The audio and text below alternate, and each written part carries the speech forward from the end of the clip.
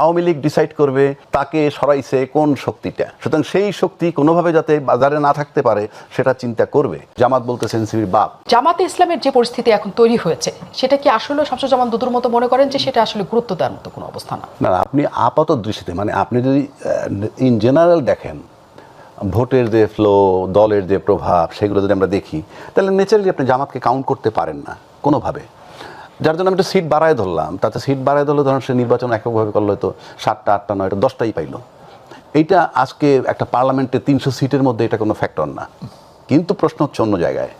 এই যে বারবার একটা কথা বলি, এনসিপির জামাত বলতেছে এনসিপির বাপ, এটা খুব মার্ক করবেন সূক্ষ্মভাবে। আওয়ামী লীগ যখন তাড়ানো হইল, অভ্যুত্থান যখন তাড়ানো হইল, তখন কিন্তু যারা যারা দাবি করতেছে আমরা সবাই এটার অংশীদার, তাহলে এই অংশীদারগুলো কিন্তু সব তখন পতিত সরকারের কাছে আসামি। পতিত সরকারের কাছে সবগুলো আমরা আসামি। আমি আসামি, বিএনপি আসামি, জামাত আসামি, এনসিপি বলি এখন, তখন ছাত্র ছিল আসামি, সব দল কিন্তু আসামি। কিন্তু এই যে এতগুলো আসামি কাঠগড়ায় দাঁড়ানো আওয়ামী লীগের কাছে, আওয়ামী লীগ হলো victim. Awami League will take the judgment যে তাকে ছড়ানোর ব্যাপারে সবচেয়ে অগ্রণী ভূমিকা কারা পালন করছে।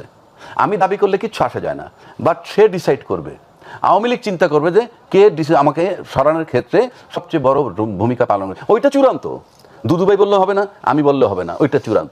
সুতরাং সেই দিক যদি আপনি বিবেচনায় নেন, আওয়ামী লীগ তো ফ্রম ডে ওয়ান এনসিপিকে অ্যাকসেপ্ট করেনি, করার কোনো কারণও নাই। এখন আজকে এনসিপি সেটার জন্য কিন্তু অন্যান্য বড় দল বলছে ফ্রম ডে ওয়ান অ্যাকসেপ্ট করে নাই, নাবালক অমুক তমুক, তার মানে এনসিপিকে আউট করতে হবে। এখন এনসিপি সেই অবস্থান নাই। তাতে জামাত আর এনসিপি যদি এক হয়, এর চেয়ে বড় হোপ যদি পাওয়া যায় যে এনসিপির তো ভোটই নাই, এনসিপির ভোট নেই, অন্য কোনো সিগন্যাল যদি পায় যে আমার বিরুদ্ধে স্ট্রং কোনো পার্লামেন্টের ভিতরে কোনো দল দ্বারা আমি চাই না, তোমাকে কোঅপারেট করবো, কথার কথা বলছি, তাইলে সেও গালি দিতেও পারে। তো বাপের সাথে ফাইজলামি করবি না, অর্থাৎ তোর সাইডে ভোটনায় দরকার নাই, আমি অন্য সিগন্যাল পাইছি।